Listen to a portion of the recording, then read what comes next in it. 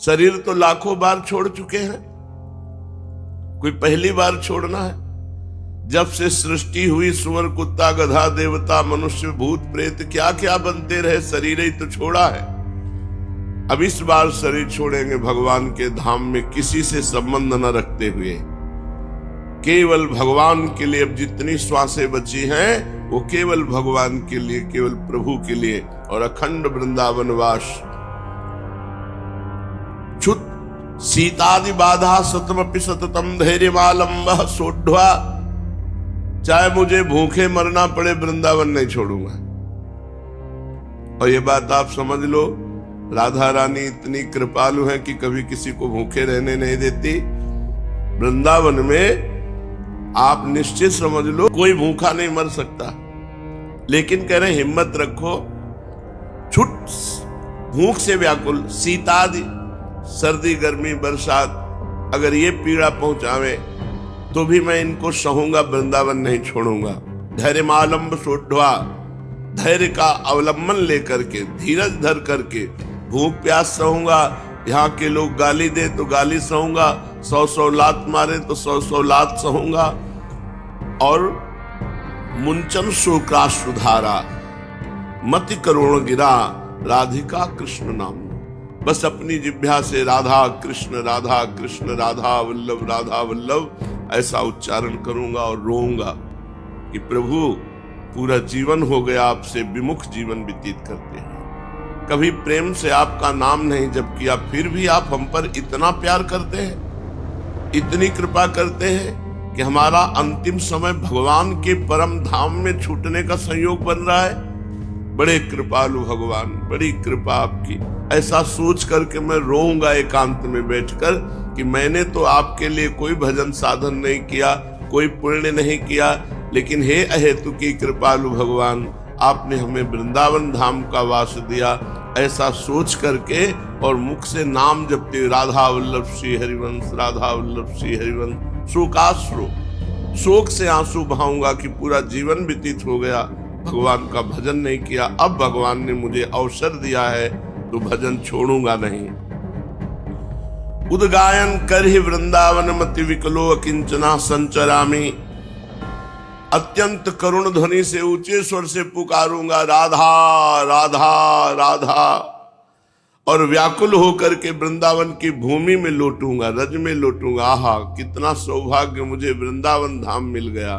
खूब रजरानी में लौटूंगा, राधा राधा उच्चारण करूंगा। परिवार की मोह ममता के बंधनों को तोड़कर ये नियम ले लूंगा कि आजीवन वृंदावन वास करूंगा। जितनी श्वासें हैं मरूंगा तो वृंदावन में ही मरूंगा, चाहे कोई काट डाले तो भी मैं वृंदावन से बाहर नहीं जाऊंगा। अद्य शोवा यास्यतीदं कुदेहं सर्वे भोगा यान्ति तत्र स्थितेपि तस्मात् सौख्याभास उच्चैर्विभाति नित्यानंदे नंद वृंदावनान्तः। आज मरो या कल मरोगे तो है ही। ये सुबह सुबह मरने की बातें हो गई, लोग परेशान हो जाते हैं कि मरने की बातें क्यों करते हैं। अगर मरने की बात अगर तुम्हारे दिमाग में हो तो तुमसे पाप नहीं बनेगा, मरने की बात हो तो भजन बनेगा। हमें हर समय हमारी किडनी संकेत करती रहती है, होश में हम हैं, ले जाने के लिए बिल्कुल तैयार। राधा राधा राधा राधा, एक श्वास खाली न जाए भैया, पता नहीं कौन सी श्वास आखिरी हो। इसलिए अद्य सो वायास्तिदीयम कुदेहम, ये गंदा देह मलमूत्र बनाने वाली मशीन है ये शरीर, इससे प्यार मत करो। ये आज मरे या कल मरे, मरना इसको पक्का है। भोगायांति तत्र स्थिते भी, शरीर रहते हुए तुमने इतने भोग भोग लिए, कुछ तुम्हारे पास है नहीं। तो जब मरोगे तो तुम्हारे साथ कुछ जाएगा नहीं, तो ऐसा कमा लो कि तुम्हारे साथ चला जाए, वो है राधा नाम। जितना राधा राधा जपोगे तो राधा नाम की महिमा है कि प्रभु आपके पीछे के पाप सब नष्ट कर देंगे, आगे पाप लिखेंगे नहीं और तुम्हें भगवत प्राप्ति निश्चित हो जाएगी। अनुल्लिख्यानंतान पितदपराधान मधुपतिर महाप्रेमाविष्टस्तो परम देयम विमसति तवैकम श्री राधे गृणति ही नामामृत रसम महिमना काशी माम स्पृशत उदास्यैक मनसाम। जो राधा राधा नाम जप करता है भगवान श्री कृष्ण अनुल्लिख्या अनंतानप, उसके अनंत अपराध नहीं लिखते, और कोई भी अपराध पीछे जो बने उनको भस्म कर देते हैं और उसको निश्चित भगवान की प्राप्ति होती है। इसलिए जिह्वा से राधा नाम, और ये निश्चय करो आज मरना है या शाम के मर जाए या कल मर जाए, मरना तो पक्का है। तो मरने के पहले भगवान का इतना भजन कर ले कि हमारी अंतिम श्वास में राधा नाम निकले।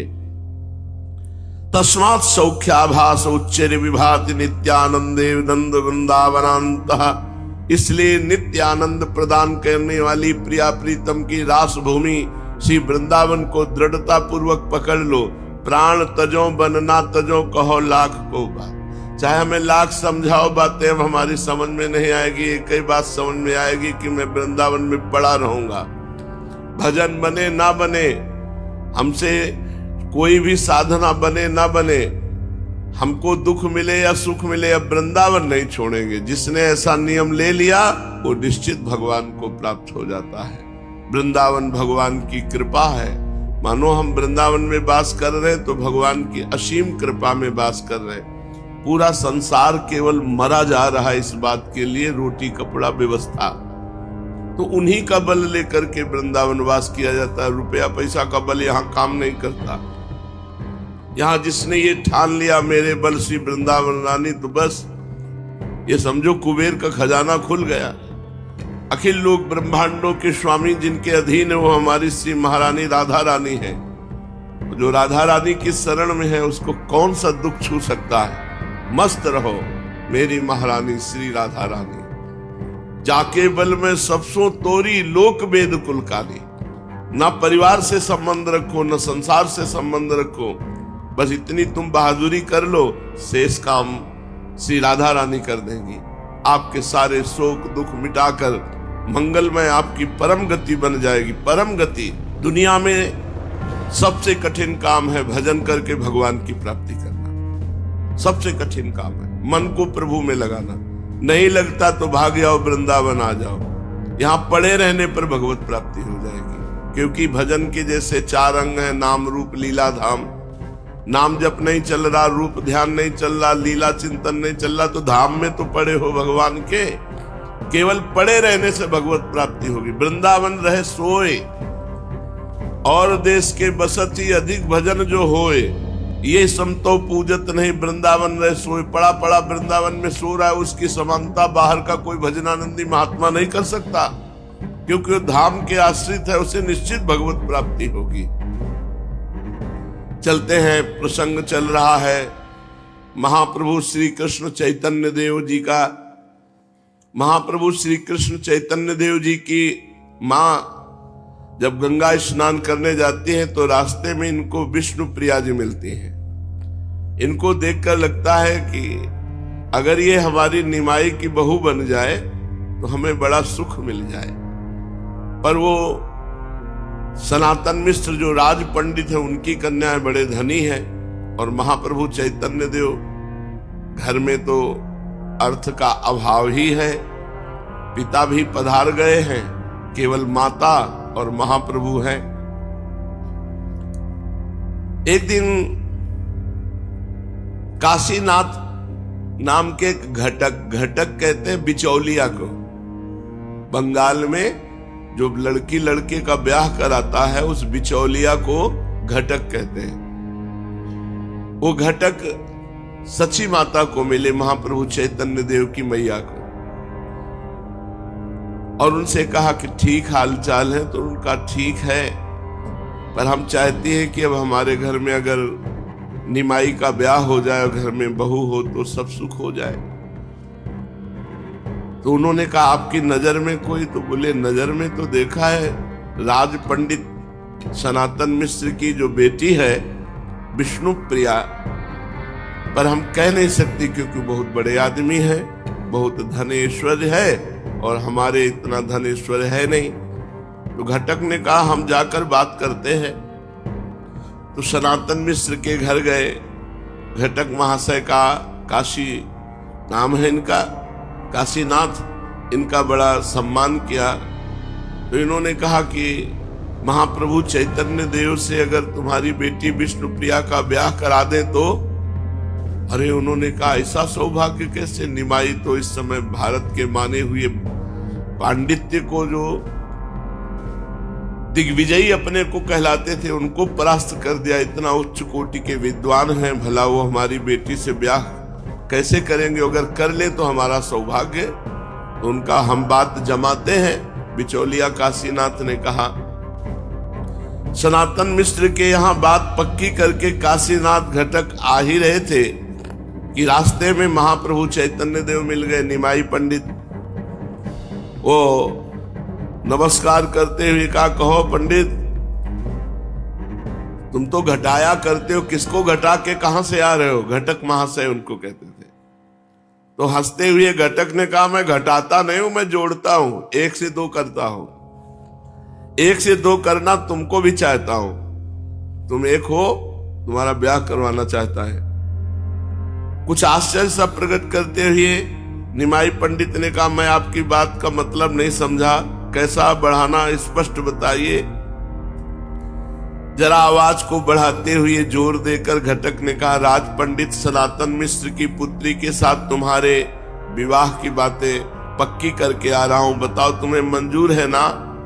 तो बड़े जोर से हंसते हुए इन्होंने कहा, हाँ हाँ, हमारा विवाह और राज पंडित की पुत्री के साथ हमें तो कुछ पता नहीं है। कहते कहते हंसते हुए घर चले गए।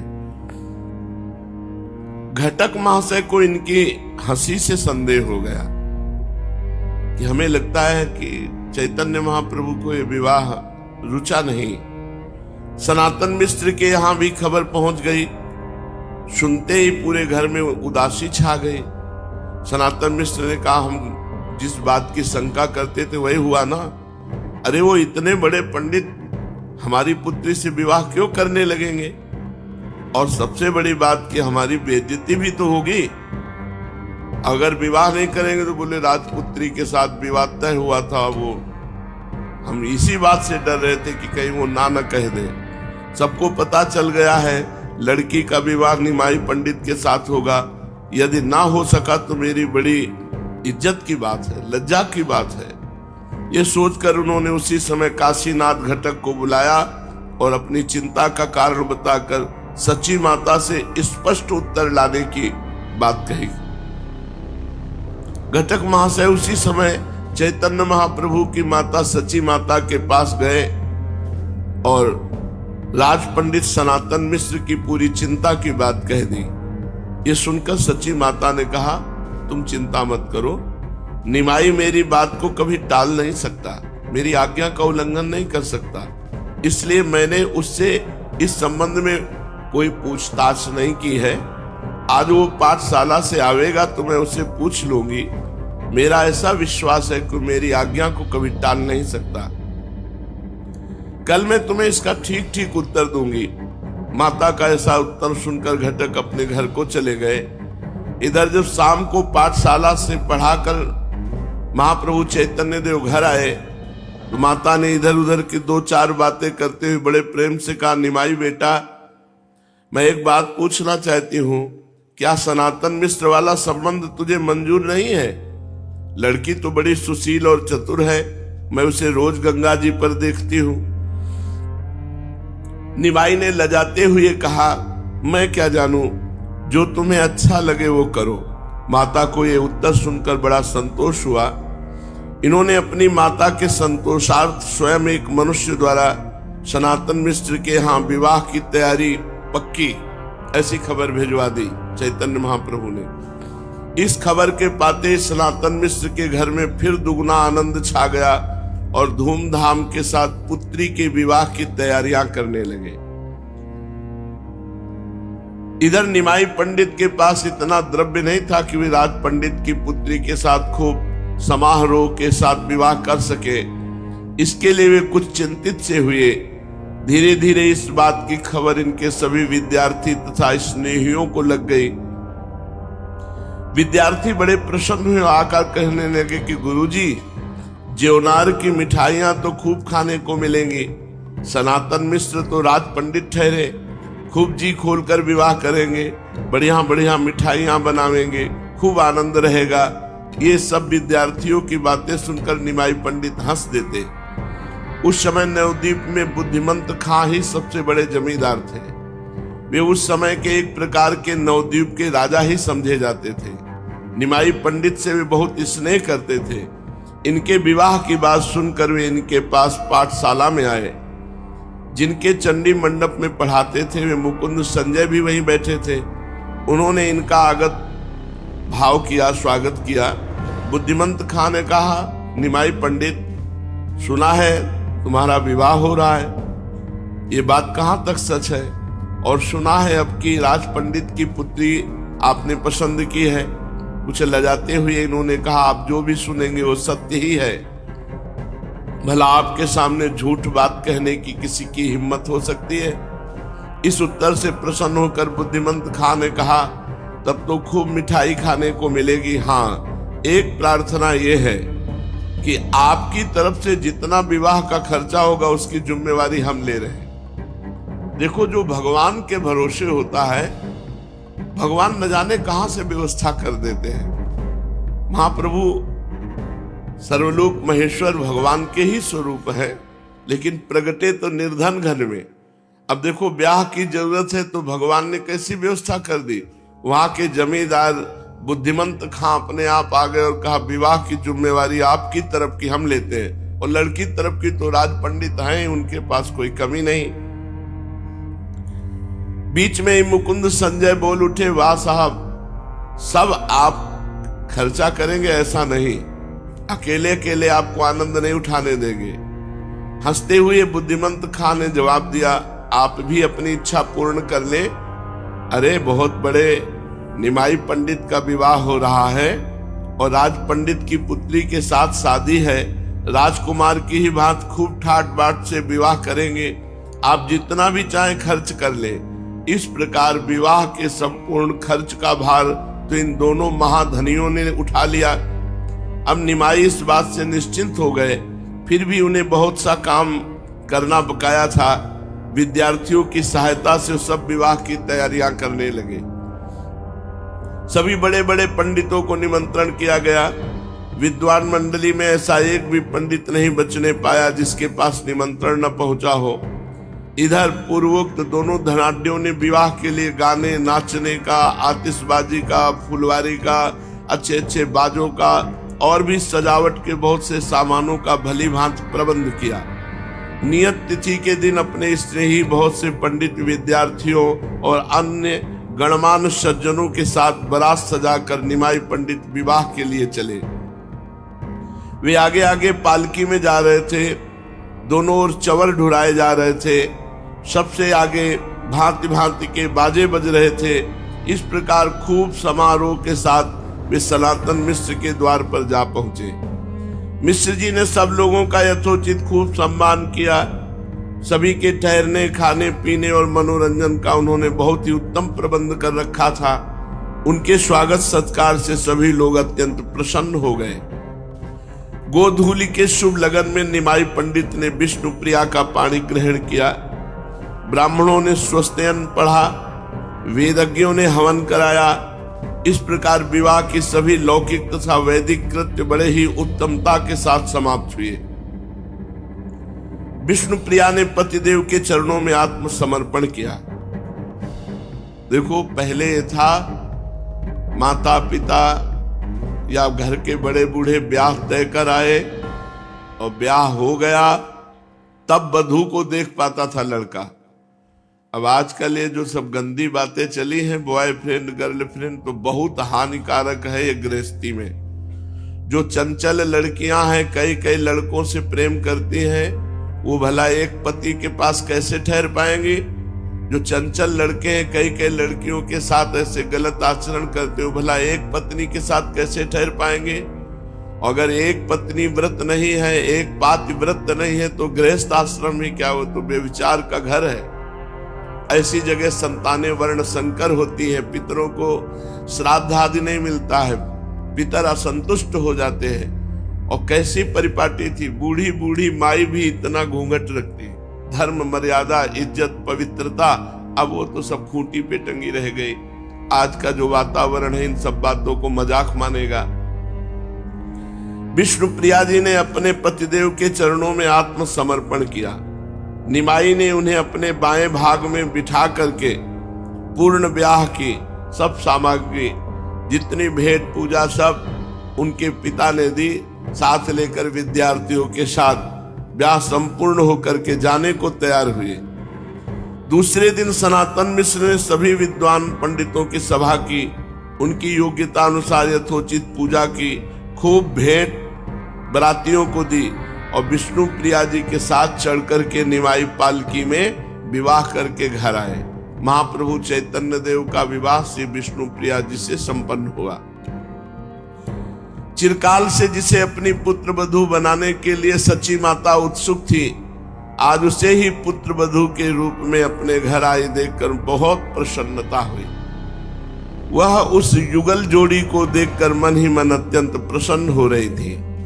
घर में घुसते ही चौखट में विष्णु प्रिया जी की अंगुली पिचक गई और उससे रक्त धारा बहने लगी। मैया का हृदय बड़ा दुखी हो गया कि अभी नवीन वधू और प्रवेश करते ही ये तो भारी अपशकुन है। बहुत दुखी हुई क्योंकि वैसे ही दुख में जीवन था। फिर थोड़े दिन में बात भूल गई, पर अपशकुन तो हो गया। पूरा जीवन रो रो करके माता को बिताना पड़ा, विष्णु प्रिया जी को बिताना पड़ा। महाप्रभु तो संन्यास लेकर के जगत उद्धार के लिए चले गए। विष्णु प्रिया को पाकर के निमाई अत्यंत प्रसन्न हुए और विष्णु प्रिया भी अपने सर्वगुण संपन्न पति को पाकर परम आह्लादित हुई। अब जैसे जैसे महाप्रभु की अवस्था बढ़ रही थी, वैसे वैसे इनके स्वभाव का परिवर्तन हो रहा था।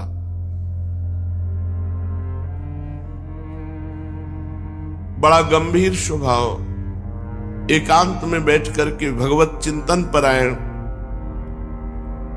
हृदय का एकदम परिवर्तन। विवाह होने के बाद सारी चंचलता न जाने कहां खो गई। आप एकदम भगवान के ध्यान में गंभीर मुद्रा में बैठे रहते और शरीर में भी भावावेश आने लगे। महाप्रभु के शरीर के सभी अवयव स्वभाव के ही अनुसार बने हैं। मनुष्य जैसे जैसे प्राकृतिक विचारों को छोड़ता है और भगवान का चिंतन करता है, वैसे वैसे उसके शरीर में दिव्यता आने लगती है। वो प्रकृति से ऊंचे उठ जाता है। उसका पांच भौतिक शरीर फिर अधिक काल टिकता नहीं है। इसीलिए बड़े बड़े महापुरुष जवानी अवस्था में, कम अवस्था में शरीर छोड़कर पधार गए, क्योंकि जब भगवद आवेश आता है तो इस शरीर सह नहीं पाता, पंचभूतों से बना हुआ, और कोई न कोई भयानक रोग बन जाता है या कोई भयानक परिस्थिति बन जाती है और उनका शरीर छूट जाता है। ये महापुरुषों में होता है। तुम लोग मत डरो हाँ कि हमारा शरीर छूट जाएगा। इस कोटि के महापुरुष नहीं हो कि तुम्हारा शरीर छूट जाएगा। नहीं, लोग सुनकर के कहते ना कि भक्ति करे तो पूरा परिवार बर्बाद हो जाता है। तुम उस कोटि के भक्त नहीं हो। जिस कोटि के हो, खूब खाओ पियो, थोड़ा नाम जप कर लो, कीर्तन कर लो, जी ले, बस ऐसे है। इस कोटि के भक्त थोड़ी कि भावावेश आ गया और शरीर छूट जाएगा। वो कई प्रश्न करते हैं, इसलिए हम बताते जाते हैं बीच बीच में कि तुम उस कोटि के नहीं हो कि तुम्हारा शरीर छूट जाएगा। शरीर को तो ममता से पकड़े हुए हो, तुम्हारे अंदर ऐसे भाव आने वाले नहीं। भावुक ज्ञानी और प्रेमी महात्मा कम अवस्था में शरीर छोड़कर जाते हुए देखे गए। भगवान शंकराचार्य जी बहुत कम अवस्था में, चैतन्य देव महाप्रभु जिनका चरित्र सुन रहे हैं, ज्ञानेश्वर, स्वामी राम तीर्थ, जगत बंधु, ये बड़े बड़े महापुरुष अल्प अवस्था में शरीर को छोड़ करके चले गए। कारण कि पंचभूतों में इतनी सामर्थ्य नहीं है कि उनके भावावेश को सह सके, तो फिर शरीर किसी न किसी बहाने अस्वस्थ हो जाता है और शरीर छूट जाता है। हाँ, कोई कोई महापुरुष अपने संकल्प का कुछ अंश देकर लोक कल्याण के, जिसे भगवान ने सेवा दी है, वो अपने शरीर को बनाए रखते हैं। फिर भी उनमें भावुकता की अपेक्षा ज्ञानांश की अधिकता होती है। जिनके शरीर बचे रहते हैं, ज्ञान अधिक होता है और वो अपने संकल्प से भगवान की आज्ञा पालन करने के लिए शरीर को बनाए रखते हैं। इसलिए सभा को उपदेश आदि देने की उनमें क्षमता बनी रहती है।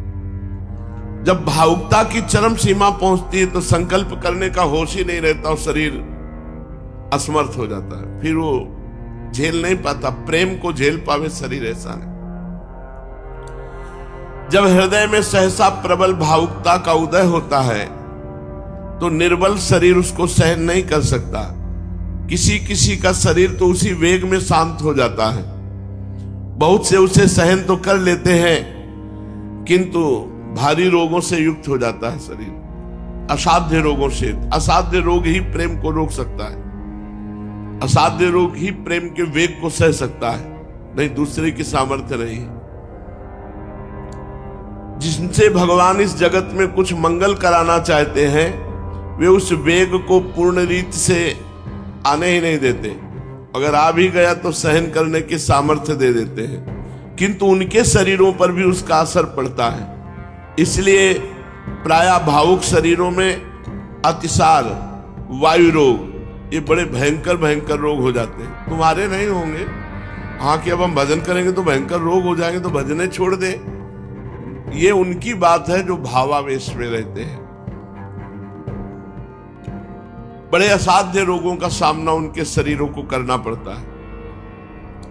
संसारी लोगों को रोग, ये रोग नहीं होते और सब होते। ये तो बात होती कि इतना प्रेम का वेग होता है कि किडनी, लीवर, हृदय सबकी सामर्थ्य हाथ उठा देते हैं, सब उस प्रेम को झेलने की सामर्थ्य नहीं रहती।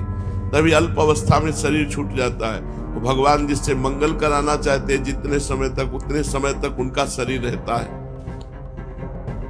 संसारी लोग तो प्रायः 40-50 वर्ष की अवस्था के बाद शरीर उनका रोगी होता है, लेकिन भावुक के हृदयों में ये उद्वेग के रूप में रोग जागृत हो जाता है। ये साधारण रोग नहीं है, ये प्रेम रोग को सहने के लिए दिया जाता है। जैसे हमने बताया एक बार सत्संग में कि एक शीशा है, उसे अगर आप एक कंकड़ मारो टूट जाता है, लेकिन उसे गरम ठंडा, गरम ठंडा, ठंडा गरम ऐसे प्रक्रिया की जाती है तो बुलेट प्रूफ हो जाता है। गोली मारो तो भी नहीं टूटेगा।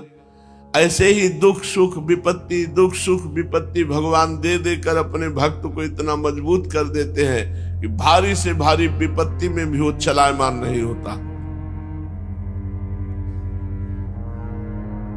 किसी को वायु रोग हो जाता है, किसी को मस्तिष्क रोग हो जाता है, किसी को उन्माद रोग हो जाता है। ये जरूर हो जाते प्रेमियों को, हमने देखा है, पूरा शरीर कांपता रहता है। वायु रोग हो गया, उन्माद, बोलते रहते हैं बेमतलब, क्या बोल रहे हैं कोई मतलब नहीं है, कोई तुकतान नहीं है, उन्माद अवस्था। प्रेम रोग में ये वायु रोग, अतिसार, उन्माद, मस्तिष्क की शासन वृत्ति क्षीण हो जाना, क्या बोलना है क्या नहीं कहना है कुछ नहीं, जो चल रहा है वही चल रहा है। यहां तक कि लोग फिर जो नहीं जानते हैं उनके लिए उपचार करने लगते हैं। सालों अतिसार भयंकर रोग से पीड़ित बने रहे, फिर उन्होंने भावावेश में शरीर छोड़ा। तो ये जब प्रेम का उन्माद चढ़ता है तो एक अलग चीज होती है, ये बहुत बड़ी स्थिति होती है प्रेमोन्माद।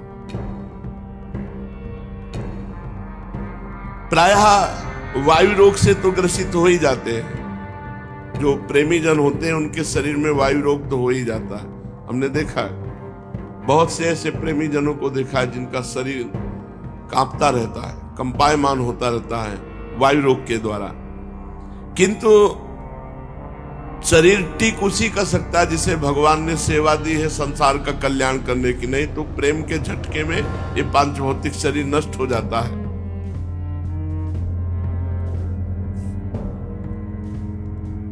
रामकृष्ण परमहंस जी के गले में कैंसर,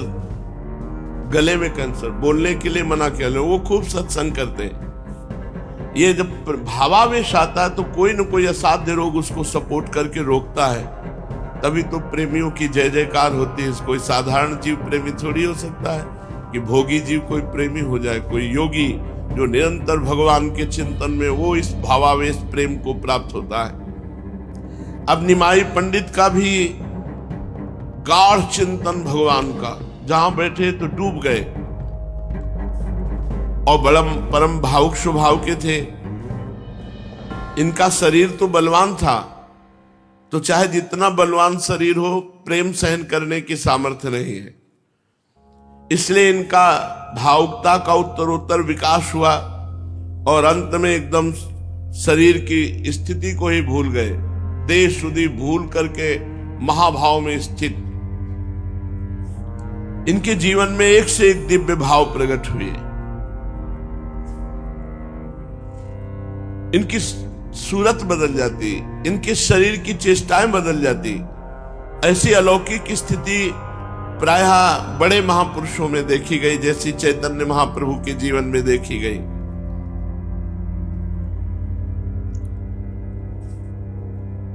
अब वो निरंतर भावावेश में आकर के हरि बोल हरि बोल हरि बोल ऐसी अपनी धुन में मस्त हो जाते कि किसी के रोकने की, बात करने की कोई इनको स्मृति न रहती। और ये बावरापन चढ़ा कि जो वस्तु हाथ में मिल जाए उसी को नष्ट कर दे। एक उन्माद अवस्था। विष्णु प्रिया जी से ब्याह होते ही कहीं पानी को देखा तो पानी उलीच रहे, अन्न देखा तो सब अन्न फैला दिया, वस्त्र देखा तो वस्त्र चीर फाड़ के फेंक दिया। माता आसपास के लोगों को बुलाकर पकड़ाती कि क्या हो गया निमाई को, अभी विवाह हुआ है तो 4 दिन सुख के व्यतीत होते, पर वहां परम सुख की वर्षा करने वाले हैं, तो सांसारिक सुखों का क्या। महाप्रभु को उन्माद चढ़ गया, भावावेश। बाल्टी में पानी तो सब पानी उलीच उलीच करके है, घर का अन्न सब फेंक देना, सब कपड़े फाड़ देना, और लोगों को बुलाती और कहती इनको पकड़ो, किंतु जो इनकी ओर जाता उसे मारते, मारने के लिए दौड़ते वो भागता, किसी की हिम्मत नहीं पड़ती। कई लोगों ने जैसे तैसे पकड़ करके इनको सैया पे सुलाया। चारों ओर विद्यार्थी स्नेहीगण सैया को घेर कर बैठे। अब पता नहीं क्या बोल रहे हैं, किसी को पता नहीं, पागलों की भांति। फिर स्पष्ट बोलने लगे, देखो मैं साक्षात विष्णु हूं, हमारी पूजा करो और तुम सब लोग आज से श्री कृष्ण कीर्तन करो। कृष्ण कृष्ण कृष्ण कृष्ण कृष्ण। संसार में श्री कृष्ण का ही नाम सार है और सभी वस्तुएं नश्वर है, नाशवान है। इस प्रकार महाप्रभु उन्माद में बोलने लगे। लोग अपनी अपनी बुद्धि के अनुसार भांति भांति के अनुमान लगाते। कोई कहता भैया ये तो बहुत बड़ा भूत चढ़ गया है इनके ऊपर, गांव के लोग हैं, भूत चढ़ गया है तो भूत व्याधि है। कोई कहता नहीं नहीं मुझे पहचान है, ये डाकनी का प्रकोप है, डाकनी शाकनी इनका प्रकोप है।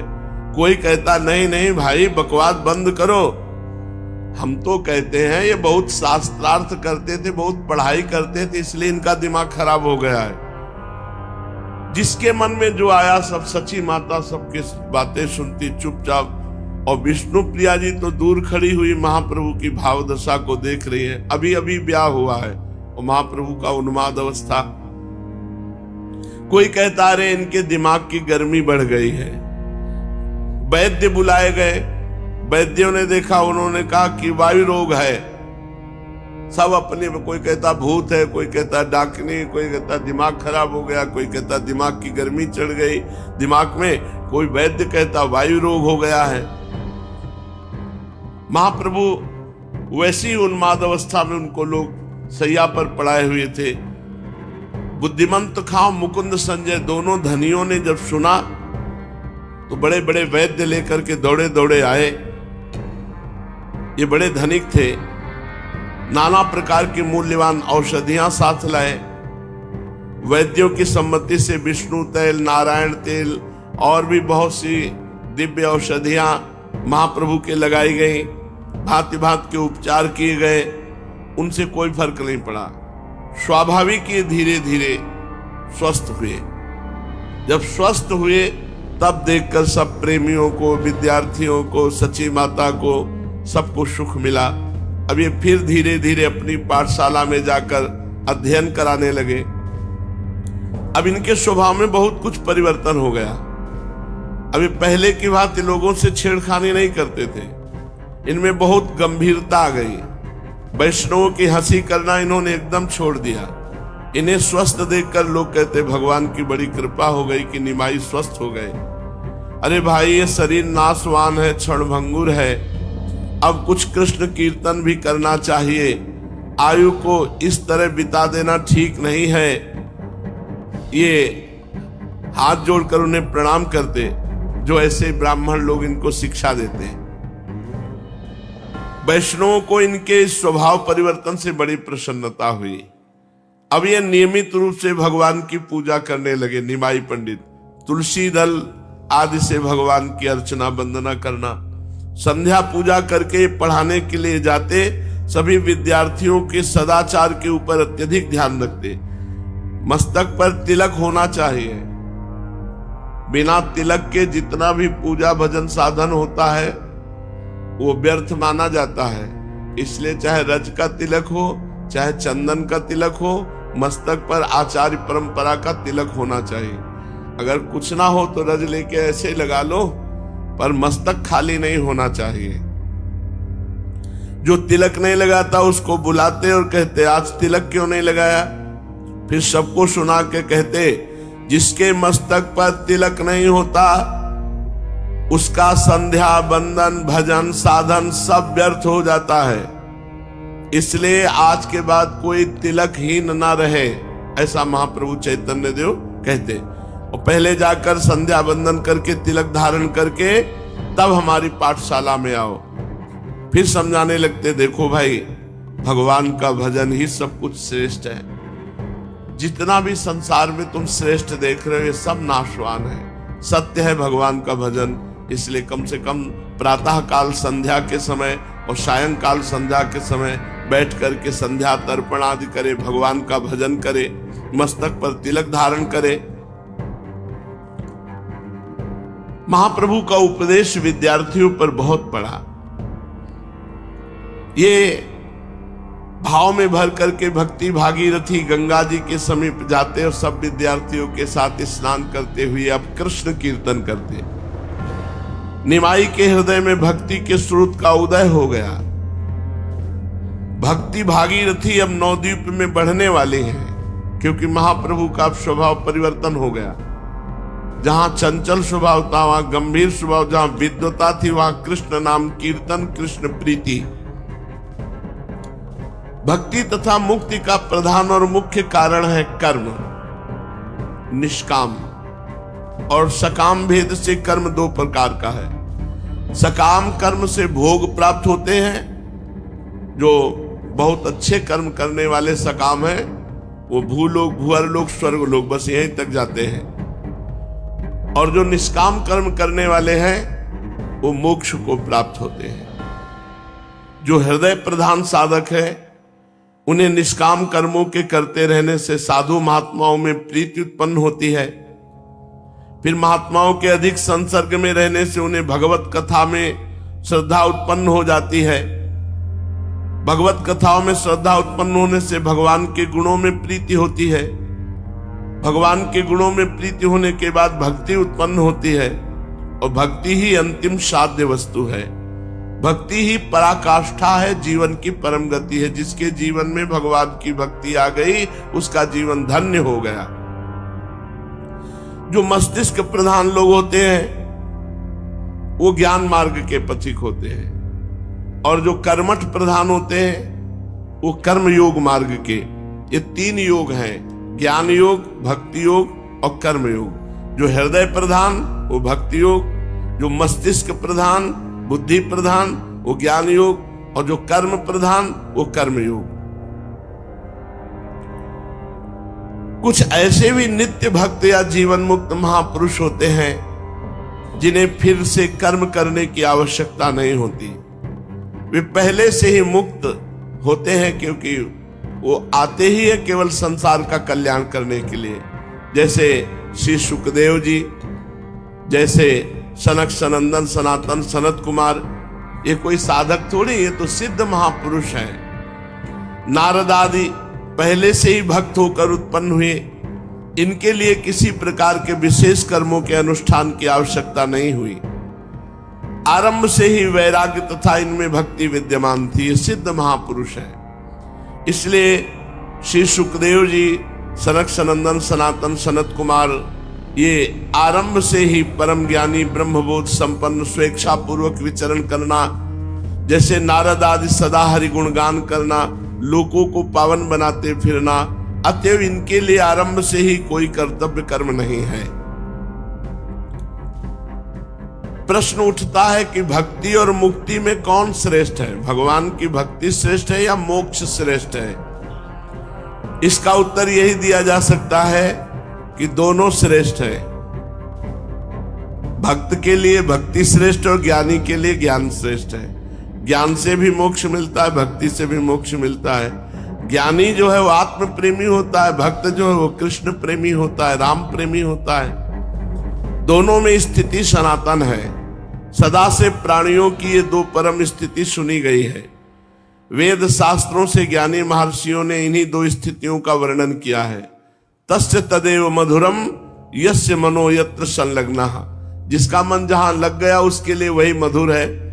अगर वो मस्तिष्क प्रधान है तो ज्ञान मार्ग में जाएगा, हृदय प्रधान है तो भक्ति मार्ग में जाएगा, कर्मठी स्वभाव, कर्म करने का स्वभाव तो कर्म मार्ग में जाएगा। बहुधा भक्तों को कहते सुना गया कि हम तो मुक्ति को अत्यंत तुच्छ समझते हैं, भक्ति के बिना मुक्ति को हम ठुकरा देते हैं। पर उनको ये समझना चाहिए कि ये बहुत ऊंची स्थिति है। मोक्ष जानते हो किसे कहते हो? तो ठुकरा किसे देते हो? 100 रुपया तो ठुकरा नहीं सकते, मोक्ष ठुकरा दे। मोक्ष बहुत बड़ी वस्तु है। जब मोक्ष प्राप्त, जैसे श्री प्रबोधानंद महाराज, जैसे मधुसूदन सरस्वती, जैसे श्री सुखदेव जी, ये मोक्ष प्राप्त महापुरुष है। ये ठुकरा दिए मोक्ष को और श्री कृष्ण प्रेम में। अपने लोग जैसे कहते हम तो मोक्ष ठुकराते, तो है कहा तुम्हारे मोक्ष? तुम मुक्त कहां हो? अभी तो बंधे हुए विषयों में मिले नहीं तो मोक्ष ठुकरा क्या दे? तो ये वैसे ही बात हुई कि हम तो मोक्ष को ठुकरा देते हैं। वैसे ही जैसे जेब में 5 रुपया नहीं, वो कहते हम तो करोड़ों को लात मारते हैं, भाई नहीं तो मारोगे क्या? जब मोक्ष का अधिकार प्राप्त हो जाए, फिर मोक्ष ना चाह कर भगवान का प्रेम प्राप्त करे, उसे भक्त कहते हैं। भगवान के मार्ग में ये दो ही प्रधान मार्ग माने गए हैं, एक मस्तिष्क प्रधान ज्ञान मार्ग और एक हृदय प्रधान भक्ति मार्ग। ज्ञानी भी भगवान की आत्मा है और भक्त भी भगवान की आत्मा है। दोनों संसार के त्यागी हैं, दोनों सत्य के अनुरागी हैं, इसलिए इनमें से कोई छोटा बड़ा नहीं कहा जा सकता। महाप्रभु चैतन्य देव का जीवन भक्ति मार्ग का एक प्रधान स्तंभ है। उनके जीवन में शुद्ध भक्ति का परम पवित्र स्वरूप उदय हुआ। उसमें पक्षपात का लेश नहीं और दूसरे मार्ग के प्रति विद्वेष नहीं, किसी भी कर्म की उपेक्षा नहीं, संकुचित भावों की गंध नहीं। वहां तो शुद्ध प्रेम है। ज्यों ज्यों आगे बढ़ना चाहो त्यों ही त्यों अधिकाधिक प्रेम करो, यही शिक्षा उसमें प्रोत रूप से भरी पड़ी है। उनका नाम लेकर आज जो बातें कही जाती हैं वे चैतन्य देव की कभी हो ही नहीं सकती, जिनमें किसी आचार्य की निंदा हो, किसी भक्त की निंदा हो, कभी नहीं हो सकती। इसका साक्षी महाप्रभु चैतन्य देव का प्रेममय जीवन है। सांप्रदायिक विचार तो पीछे के संकुचित बुद्धि वाले लोगों के मस्तिष्क से निकले हैं। अपनी चीज का नाम कोई चाहे जो रख ले, कोई रोकने वाला थोड़ी है। चैतन्य महाप्रभु का जीवन तो परम प्रेम में सभी को आश्रय देने वाला परम महान है। उसमें भला सांप्रदायिक संकुचित भावों का क्या काम? इनके हृदय में प्राणी मात्र के भावों का आदर था। अब निमाई पंडित का विवाह हो गया है।